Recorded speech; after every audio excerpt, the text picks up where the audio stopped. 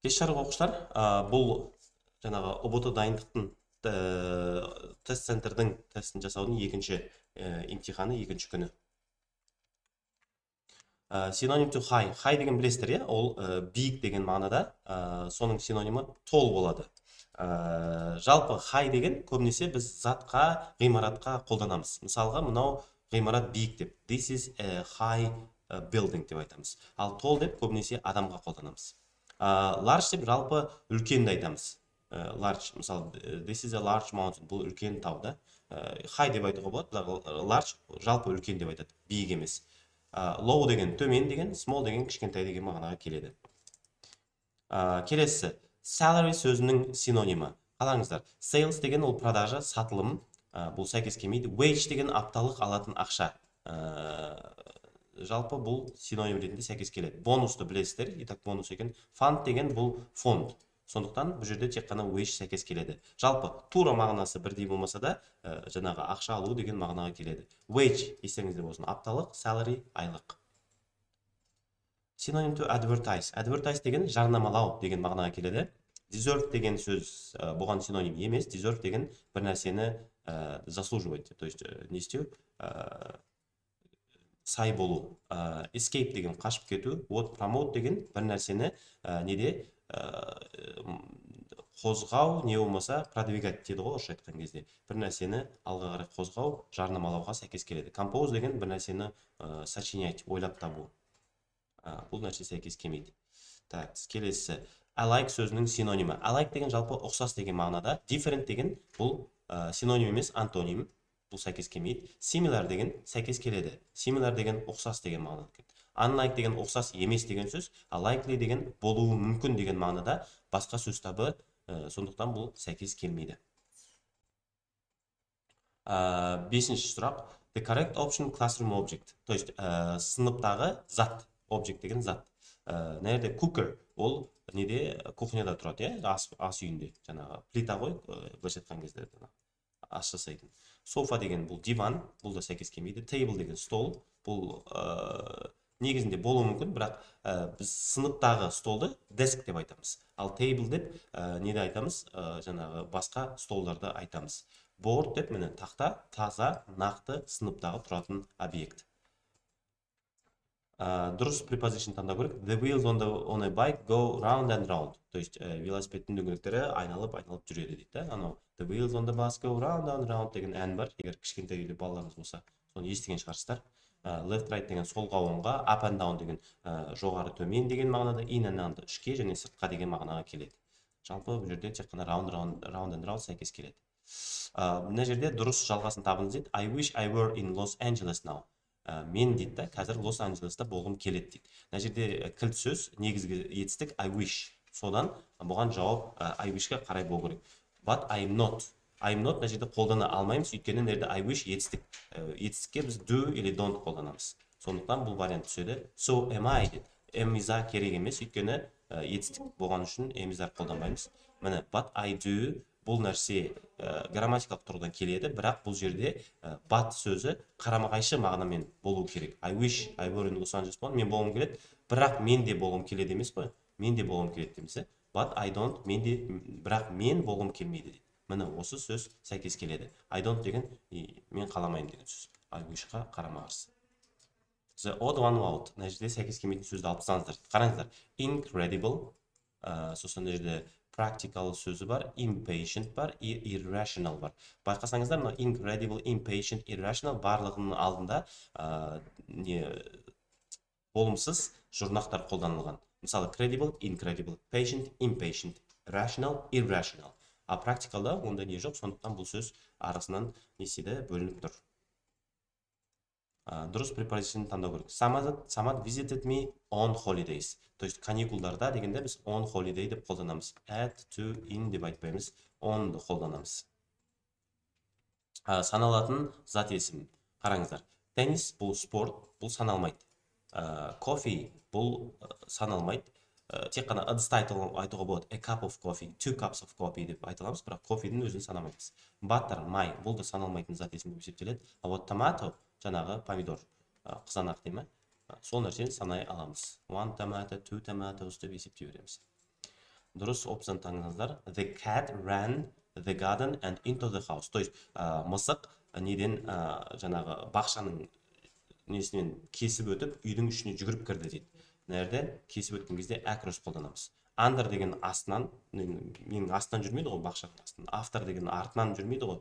Opposite деген қарама қайшы деген сөз. Бұлардың бәрі сәйкес келмейді. Тек қана поперек вдоль дейді ғой, жаңа поперек деп across қолданады. Келесі сөйлем. Reported speech. Төлеу сөзді дұрыс табыңдар. They said that they watch the football match. They said that they we will watch the football match деген сөзді аударған ғой, енді басқа бір жеткізген. Сондықтан will'дің несі өткен шақтағы формасы қолданған кезде would қолданамыз. They said that they would watch the football match. Енді had, will сәйкес келмейді, has да сәйкес келмейді, тек қана would. Дұрыс сұраулы сөйлемді табыңыздар. Who that man is дейді. Бұл жерде грамматикалық қате. Біз негізінде who is that man деп сұрауымыз керек. Дұрыс па? Бұл қате болады. Are you in the basketball team? Мынау дұрыс сұралған. Біріншісі жаңағы сұраулы сөз, subject, содан кейін жаңағы келесі сөздер кетеді. What color your shoes? What color your shoes дұрыс емес. What color are your shoes? Мына жерде are несі ұмытылып кеткен. Көмекші етістігі is Arman Daniel 18. Жоқ, is дұрыс емес, are болу керек. Өйткені екі адамда they are Arman and Daniel. Сондықтан бұл вариант дұрыс емес. Дұрыс етістік таңдау керек. They wish they were not so busy. Олар қалайды, что олар не болмасын деп, заняты болмасын деп та. Wish-тен кейін біз не қолданамыз? Өткен шақты қолданамыз. Өйткені wish бұл unreal situation. Мынандай болса ғой деп армандаған кезде біз өткен шақты қолданамыз. Болғанда деген сияқты. I wish they didn't дұрыс емес. Did ол етістікпен қолданады. Мына жерде am is-ардың өткен шағы, verb to be-дің өткен шағы was немесе were. I wish-тен кейін біз көбінесе were қолданамыз. That's the correct verb. The wood sculpting class starts. Неге present simple дейміз? Өйткені бұл timetable. Расписание, жаңағы пойыз, сабақ, любой жерде расписание бар ғой, кәдімгі кесте. Кестеге біз всегда не қолданамыз? Present simple қолданамыз. The ing form used after. То есть, қай сөзден кейін ing формасы етістіктің қолданылады. Suggest doing something, imagine doing something, и avoid doing something. Бұл нәрсе сәйкес келеді. Involve. This бір нәрсе project involves doing something. Involve келеді. Afford'тан кейін көбінесе біз зат есім қоямыз, бірақ ing көбінесе келеді, я, бірақ intend to do болады. Сондықтан мына список сәйкес келмейді. Fancy doing, мынау сәйкес келеді. He happened to help me. Happen doing емес, happen to help, мынау сәйкес келмейді. Decide to do тоже сәйкес келмейді. Мына вариант алып тастаймыз. Happen to do, бұл сәйкес келеді. Afford doing something сәйкес келеді. Happen сәйкес келмейді, afford сәйкес келеді. Promise to do, ол да to мен сәйкес келмейді, сондықтан бұл варианттар отпадает. Suggest doing, imagine doing и avoid doing something. Avoid деген избегать, бір нәрседен қашу, imagine деген бір нәрсені елестету болу, suggest деген ұсыну. Direct speech. Мынаны не істеу керек? Төл сөзін табу керек, төлеу сөзден. He suggested going to the cinema. Ол кинотеатрға баруды сол түні ұсынды дейді. How about going to the cinema tonight? Я, ол кинотеатрға барсақ қалай деген сияқты ұсыныс жасады да. Would you prefer to go to the cinema? Мына жерде дұрыс деп ойлап қалуыңыз мүмкін, бірақ бұл дұрыс емес. Prefer ол көбінесе таңдау. Бірнеше вариант бар. Қайсысын таңдайсың деген кезде қолданамыз. Сондықтан бұл вариант сәйкес келмейді. Have you gone to the cinema tonight? He asked. Бұл жай ғана сұрап тұр, ұсыныс жасап жатқан жоқ. Сондықтан бұл вариант дұрыс емес. I can't go to the cinema tonight. Бұл наоборот не беріп жатыр? Отказ беріп жатыр. То есть бұл да дұрыс емес. Абай is thinking of flying, thinking of doing to Paris next weekend. Парижға ұшады ғой. Заказ емес, фиксинг емес, таңдау емес, ұшып бара жатыр да, ойластырып жатыр ұшуды. Дұрыс модальдық етістік таңдаңыз. Мына жерде might қана сәйкес келеді мына варианттардан. Анара might have tried to contact us. Ол бізге неге шығуға тырысқан болуы мүмкін дейді. Had to-ден кейін біз не қолданбаймыз? Have tried-ті қолданбаймыз. Had to болса етістік тікелей осы формулаға. Needed have tried тоже дұрыс емес. Needn't have tried болса мүмкін дұрыс болар еді. Can have tried тоже қолданылмайды. Тек қана might have tried. То есть не ғой, models in the past'та осыдан кейін have плюс етістіктің үшінші формасы бұл белгілі модальдік етістіктермен қолданылады. Might have tried, could have tried, should have tried или must have tried пен қолдану мүмкін. Мына жерде if only деген I wish сияқты сөйлем. Одан кейін біз өткен шақты қолданамыз. Егер өткен шақ туралы біз сөйлеп жатсақ, онда past perfect қолданамыз. Мына жерде емтиханға мен көбірек дайындалғанда едім ғой дейді. То есть өткен шақ туралы не болып отыр, значит past perfect қолданамыз. If only I had studied harder for my entrance exam. Енді the correct form of the verb. Now етістіктің дұрыс формасы. You appear to be angry.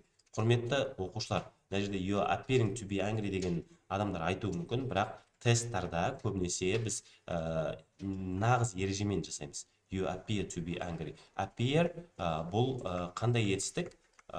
Бұл appear бұл state verb. Глагол состояние. Глагол состояние continuous формада қолданылмайды. Сондықтан you appear to be angry дұрыс вариант ретінде қабылданады. Verbs followed by infinitive and generate without change in meaning. То есть бұл етістіктен кейін келетін етістікке инфинитивта, герундивда қоссақ, мағынасы ауыспайтын етістіктерді табу керек. Қараңыздар. Now intend to doing something, intend to do something. Негізі intend кейін біз to қолданамыз, to do. Continue doing something, continue to do something дейміз. Бұл жерде сәйкес келуі мүмкін. Continue to do. Бұл жерде сәйкес келуі мүмкін, иә. Бірақ intend doing something көбінесе қолданылмайды. Енді келесі кеттік. Go on doing something, going to do something. Stop doing something, stop to do something. Бұл жерде infinitive пен герундивдің мағынасы екі түрлі. Мысалы, he stopped to have a rest дейміз. И he stopped having rest деген болады. Stopped having rest деген демалуды тоқтатып, жұмысқа шықты деген сөз. Stop to have a rest болса, тоқтады, сосын демалды деген мағынада келеді. Сондықтан бұл go on да сондай. Go on to do something деген бір нәрсені жалғастыру, бірақ басқа бір нәрсені жалғастыру. Go on doing деген сол істеп жатқан нәрсесін жалғастыру болып есептеледі. Бұл дұрыс емес. Try to do и try doing деген екеуі екі түрлі. Try doing something мынаны жасап көре бересің. Try to do деген жасап көрдің, болса болмады деген сияқты. Forget doing something деген бір нәрсені жасағанды ұмытып қалу, ал forget to do something болса, ол болашақта ұмыт кетпе деген сияқты. Сондықтан бұл вариант сәйкес келмейді. Remember doing something, жаңа forget сияқты, remember doing something деген өткенде бір нәрсе істеді, қазір есінде сақтаған. I remember going to the cinema last week. Өткен аптада кинотеатр барған есімде. I remember to lock the door. Есікті жабуға ұмытқан жоқпын, есіме түсті деген сияқты. Екеуінің мағынасы өзгереді. Regret да солай. Сондықтан бұл үш варианттары түсіп қалады. Тек қана мына жерде intend doing something деген негізінде жоқ, бірақ емтихан жасаған құрастырған адамның қатесі болуы керек. Сондықтан бұл жерден апелляционды сұрақ ретінде берсеңіздер болады. Жалпы мына вариант сәйкес келеді. Дұрыс вариант дейді. By the time when I came home. Бұл жерде past perfect, құрметті оқушылар. То есть мен үйге келгенше уже тамақ дайын болып қалыпты деген сияқты вариант.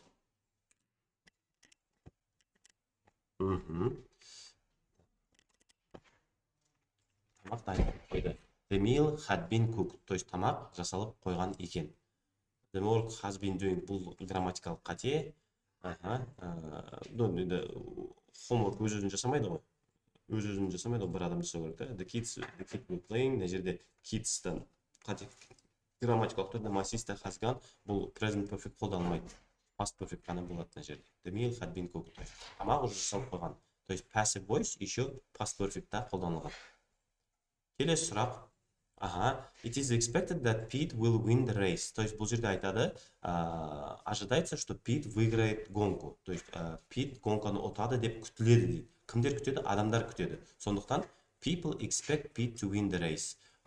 Pete expects people to win the race. Pete адамдардың күтпейді ғой. Анауырда адамдар Питті жеңетін күтеді. Бұл теріс жазылған сөйлем мағынасы.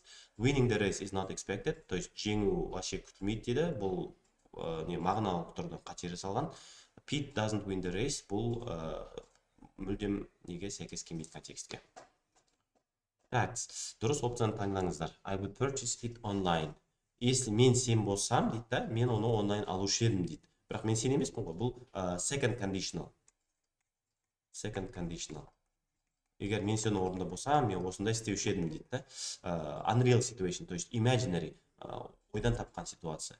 Енді second conditional бойынша біз былай жазамыз. If I were you негізінде да. I would purchase it online. Мен сенің орнында болсам, оны онлайн ала салушы едім дейді. Енді мына жерде ондай вариант жоқ қой. Ағай қалай жоқ деген сияқты. Сол үшін мына варианттарды алып тастаймын. If only I wish деген, өйткені бұл жердің грамматикалық тұрдан бұл өзі бөлек сөйлем болу керек, ал мынау сөйлемнің басы ғана несі жоқ, сондықтан бұлар қате болып есептеледі. Like you деп тоже сәйкес келмейді. Were I you болады. Құрметті оқушылар, бұл инверсия деп аталады. Were I you? Если бы я был тобой, егер мен сен болғанда. То есть былай жасауға болады. Бұны инверсия деп айтаймыз. Сондықтан бұл жерде осы вариант сәйкес келеді. Келесі сұрақ мәтіннен. Мәтін оққан боларсыздар, мен сондықтан жылдам мәтіннен жауабын тауып жауап беремін. I personally believe that dance is both a sport and an art. Мен өзім жеке сенім бойынша дейді. Personally деген бұл adverb болып есептеледі. Жаңағы personal деген ол сын есім ly не қосылу арқылы ол adverbқа айналады. Бұл ly деген жалпы adverbтің несі жалғауы. Өздеріңіз білетін боларсыздар. Келесі сөйлем. The structure stage makeup is. Stage деген сахна, makeup деген жаңағы не сәндік. Соның екеуі қосқанда мынау зат есім, мынау да зат есім. So noun plus noun структурасы қолданылған. Келесі, the writer mentions, жазушы нені айтады дейді. The names of famous dancers, то есть атақты нелердің несін айтпайды да мәтінде. Аттарын атамайды. The high prices of costumes, то есть костюмдар айтылған, бірақ олардың бағалары туралы мүлдем ештеңе айтпаған. His her physical injuries, өзінің алған жаралар туралы көп нәрсе айтқан жоқ. Personal emotions from dancing, бұл нәрсе айтылған. То есть өзі туралы айтқанда, ана жерде it feels like as much exercise as a contact sport going to the gym, but dancing is not widely considered. Ана жерде өзінің сезімдері туралы жазылған. Dancing is a great way to make new friends and it is really fun to exercise дейді. Так, кеттік арға. Келесі, the writer mentions, жазушы нені нетеді, айтады дейді. Only physical features of dance, то есть тек қана физикалық неден туралы айтқан жоқ қой, ол данағы бидің әдемілігі туралы, әсемдігі туралы ғана тоже айтқан, және физикалық тұрғыдан айтқан. То есть only physical деген қате болады. Both sporting and artistic features of dance, то есть екі түрінде айтқан. Мынау екінші параграфта ол не туралы жазған, міне спорттың жаңа движение не туралы айтқан, и тура солай жаңағы келесіне де искусство туралы, жаңағы өнер туралы айтқан. То есть екі түрінде билеудің несін айтқан. Dance schools in London, ол туралы школдар туралы айтпаған. Only artistic features of dance, бұл да қате болады, өйткені бұл екі параграфта екі түрінде айтады. Артистикалық өнерлік жағын және де спорттық жағын бидің екі параграфта айтады. Так, неге бойынша, мәтін бойынша дұрыс не таңдаңыз дейді сөйлемді. The writer doesn't have any experience in dancing. То есть бұл нәрсе дұрыс емес. Алғашқы параграфта ол өзі бала кезінен сол данс студияға кіргеннен бері билеп келе жатырмын деп айтады. То есть ода experience жоқ деген, тәжірибе жоқ деген өтірік. Дұрыс па? The writer's experience in dancing is rather poor. Бұл да дұрыс емес, өйткені өмір бақи билеп келе жатырмын дейді. Ал бұл жерде rather poor деген өте аз дейді, несі тәжірибесі. Бұл өте аз емес, наоборот көп, иә. The writer doesn't consider dance to be an art. Бұл жер дұрыс емес. I personally believe that dance is both a sport and art. То есть ол өнерде және де спорт ретінде сенеді да. То есть мынау не қалады, тек қана біз бір вариант қалды. Dance combines both physical stamina and emotions, иә. Физикалық стаминаны және эмоцияны бір неге қосады дейді би. Так, келесі мәтін емес сұрақтар. Сәйкестендіру, иә. There is a colorful carpet on the floor деп айтуға болады. Colorful неде еденнің үстінде түрлі түсті не жатыр, кілем жатыр дейді. Күнді кілем деп айтпаймыз ғой да. То же самое ағаш кілем деп айтпаймыз, и ай кілем деп айтпаймыз, бұл сәйкес келмейді. Кеттік арға қарай. There was a dark table made of oak. То есть еменнен жасалған қара стол болды дейді. Қара стол қандай? Wooden, ағаштан жасалған стол да. мына жерде colorful, мына жерде wooden сәйкес келеді. Аха, relative close-ты табыңыз дейді, мағынасы сәйкес. Focus on time, то есть уақытқа қарай қай келеді? Relative close when I met her. Сол уақытта деген мағынада focus on time. Мынау focus on thing, затқа қарай. Затқа қарай ол that или which да. These are the boots that I bought yesterday. Төртінші неге сәйкес келеді. Бұл нелер? Етіктерді мен кеше сатып алған етіктерді. Бұл етіктер затқа. Зат жаңа етіктер. When I met her for the first time, сол уақытта оны кездестірген кезде да, бұл уақытты айтып жатыр. Так, дұрыс коннекторға жалғаңыздар дейді. Reason деген себеп, контраст деген қарама-қайшылық. Енді қарама-қайшылық бұл despite. Despite деген қарамастан, маған қарамастан мынандай болды деген сияқты. Ол контраст. И reason деген себеп, өйткені because, да? When деген қашан, and деген және деген мағынада. Бұлар сәйкес келмейді. Так, дұрыс артикль қойыңыздар дейді. The и zero article. То есть артикль жоқ, no article. The article қай жерде келеді? Так, қараймыз. Аха. Jane went to the hospital to visit Granny. То есть, және қайда кетті? Біздің ажеміз жатқан ауруханаға барды, соны кездестіру үшін. То есть, соған бару үшін. Белгілі не болған үшін, не деуші, белгілі аурухана болған үшін. Жалпы, he went to hospital деп айтқан кезде, ол любой бір больницаға бара салды деген мағынаға келеді. Егер he went to the hospital болса, ол белгілі бір неге больницаға барып, сөйтіп қаралып жатыр деген мағынада да. Келесі, zero article. Бұл жерде қай жерде қалмайды. I had a cup of Brazilian coffee дейді. Бұл жерде zero article келмес. They stopped to have a talk. Әңгіме айту үшін. My little brother goes to school every day. Go to school-да біз не артикль қолданбаймыз. Егер the болса, ол белгілі бір школға, жаңағы больница сияқты ғой, белгілі бір жерге мектепке барып, белгілі бір себептермен барған кезде ғана the қолданамыз. She went to the school to visit her daughter, да, өз қызын көру үшін мектепке барды деген сияқты. Так, енді reported statement и reported command. Reported statement деген біреудің сөзін жай ғана жеткізу, reported command біреудің айтқанын, несін, не деуші, бұйрығын жеткізу. He asked Maral деген ол сұрау, statement емес, бұл бұйрық емес. Maria said that she had watched a tornado. Аха, ол көрді, торнадоны көргенін айтты дейді. Бұл біз жеткізу. Said деген сөз етістік, жалпы айт сөзін жеткізу. Do you do any conversation? He asked Maral. Бұл reported емес, бұл вообще тікелей төл сөз, прямой айтып жатқан сұрақ. Мынау мін төлеу сөз. She told us not to cheat on the test. То есть бізге емтиханда көшірмеңдер деп айтты. То есть бұйрық тікелей, айтты осылай істеуге, бұйырды деген сияқты. Келесінде, дұрыс нені болжаудың түрін қолданыңыз. Be careful. Құрметті оқушылар, be careful деген кезде біз көбінесе going to қолданамыз. Не үшін? Өйткені бір нәрсе болайын деп жатыр, доказательство бар, и былай болайын деп жатыр, байқа деген кезде қолданамыз. Егер просто білмейміз деп болжайсақ, will қолданамыз. Мына жерде сондықтан be careful, you are going to fall into the pond. Сен неге құлайын деп бара жатсың дейді. You must бол, сен құлаған міндеттісің дейді. Мына жерде мағынамен сәйкес келмейді. You might fall, құлауы мүмкін дейді. Бірақ might ол 50-50 білмейтін кезде, мүмкін болатын кезде қолданамыз. Сондықтан мына жерде сәйкес келмейді. Have to fall тоже міндетті. Should fall деген сен құлауың керек, менің ойымша деген мағынада. May fall деген тоже possibility, возможность. Мына жерде возможность емес, тоже болайын деп жатқан нәрсе. Сондықтан may, might қолданылмайды.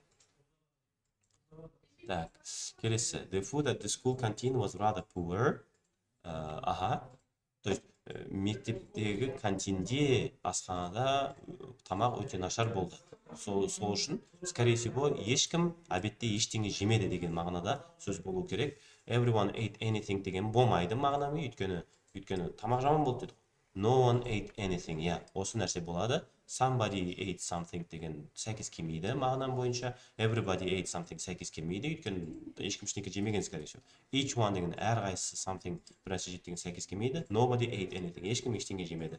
No one мен nobody екеуі бір сөз, құрметті оқушылар. Екеуі тең. Екеуін ауыстырып қолдансаңыздар да сөйлемнің мағынасы өзгермейді. The first conditional sentence. First conditional, құрметті оқушылар, бұл екі сөйлемнен тұрады. If clause және main clause. If clause өтір қоямыз, main clause екі сөйлемнен. Main clause'ды result clause деп те айтылады.